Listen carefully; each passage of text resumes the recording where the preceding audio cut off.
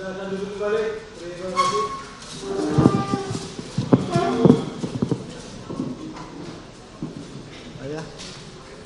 Perkara nomor 297 pidana biasa 2023 atas nama terdakwa Mario Dendi Satrio alias Dendi dibuka terbuka untuk umum. Sehat saudara? Sehat yang mulia. Sehat ya, baik. Hari ini adalah putusan. Perlu diketahui hal-hal yang sudah kita dengar bersama, dakwaan, keterangan saksi dianggap dibacakan. Itu ya, baik. Putusan nomor 297 garing 2023 PN Jakarta Selatan demi keadilan berdasarkan ketuhanan yang Maha Esa. Pengadilan Negeri Jakarta Selatan yang meriksa dan mengadili perkara-perkara pidana tingkat pertama telah menjatuhkan putusan dalam perkara terdakwa nama lengkap Mario Dendi Satrio alias Dendi, identitas sebagaimana putusan. Terdakwa didampingi Andas Naut Silitonga, SH, LLM dan kawan-kawan tim penasihat hukum berkantor pada kantor hukum Silitonga dan Tambunan Law Firm, alamat di Gedung Menara Kuningan, lantai F1, Jalan Rasuna Said, K5 Kuningan, Jakarta, berdasarkan surat kuasa tertanggal 30 Mei 2023. Terdakwa ditangkap dan selanjutnya ditahan sejak tanggal 22 Februari 2023 sampai dengan sekarang. Pengadilan tersebut setelah membaca berkas perkara, setelah mendengar keterangan para saksi, keterangan ahli maupun terdakwa serta alat bukti lainnya di persidangan, setelah memperhatikan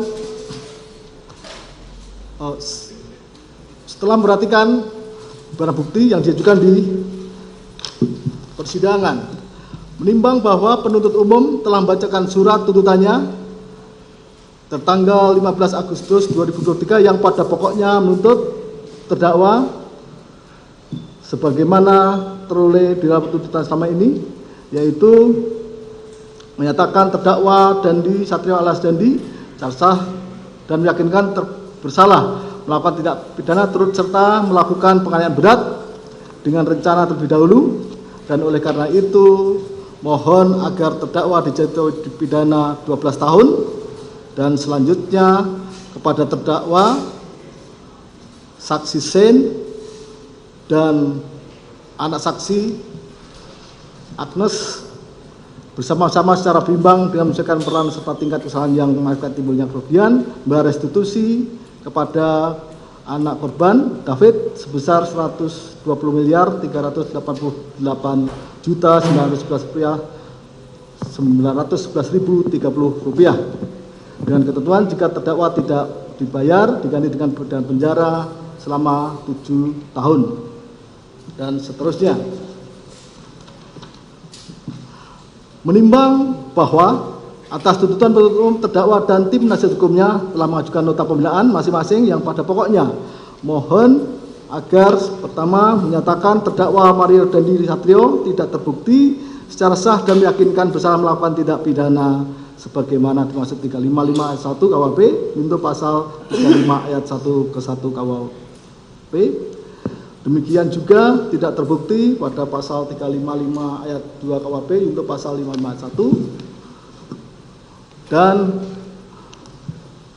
menyatakan terbukti untuk pasal 76C junto pasal 80 ayat 2 Undang-Undang nomor 35 tahun 2014. tentang perlindungan anak. Selanjutnya, menolak perhitungan restitusi LPSK karena tidak berbuat berdasarkan peraturan perundangan yang berlaku dan seterusnya. Menimbang bahwa atas nota pembelaan terdakwa dan tim penasihat hukumnya, penuntut umum telah mengajukan repliknya, dan selanjutnya atas replik penuntut umum, penasihat hukum terdakwa telah mengajukan dupliknya. Menimbang bahwa terdakwa diajukan ke muka persidangan dan kepadanya telah didakwa sebagai berikut. Pertama, melanggar pasal 355 ayat 1 KUHP Yunto, pasal 55 ayat 1 ke 1 KUHP subsidiar, melanggar pasal 353 ayat 2 KUHP Yunto, pasal 55 ayat 1 ke 1 KUHP, atau kedua, melanggar pasal 76C Yunto pasal 80 ayat 2 Undang-Undang Nomor 35 tahun 2014 tentang perubahan atas Undang-Undang Nomor 23 tahun 2002 tentang perlindungan anak. Dakwaan lengkap dan isi putusan ini. Menimbang bahwa di persidangan telah didengar keterangan saksi yang memberikan keterangannya di bawah sumpah atau janji. Satu, yaitu Yonatan Weki Suprayono, Renjiro Amadeus Arici Krisnatan, Rudi Setiawan, Natalia Puspitasari, Abdul Rasid, Burhanuddin, Ali Asum, Muhammad Ali, Darren Thomas Cristiano Saitapi, Albertus Fernando Raditya Adi Susanto, Abdanef Yupa Koli, Agnes Gracia Haryanto, Rafael Benitez, Anas Beni, Kriswandana Oliver, Anastasia Preti Amanda, Sen Lukas Protua Pangondian Lubantoruan Atasin, dan Muhammad Rustam Hatala. Mas, di samping itu telah didengar keterangan ahli yang memberikan keterangan di bawah sumpah ataupun janji sesuai dengan agama dan telah memberikan pendapatnya sesuai keahliannya, yaitu Saji Purwanto SH dan seterusnya, Dr. Aisyah Anovi, Dr. Aisyah Anovi, Dr. Ahmad Sofian SMA, Dr. Alfitra SHM Hum, dan Dr. Yeremia Tatang, serta telah didengar dari tim penasihat hukum 2 orang ahli, yaitu Dr. Natalia Widiasih Raharyanti SPKJ MPD KET dan Dr. Jamin Ginting SH MH MKN, dan telah pula didengar keterangan terdakwa di persidangan.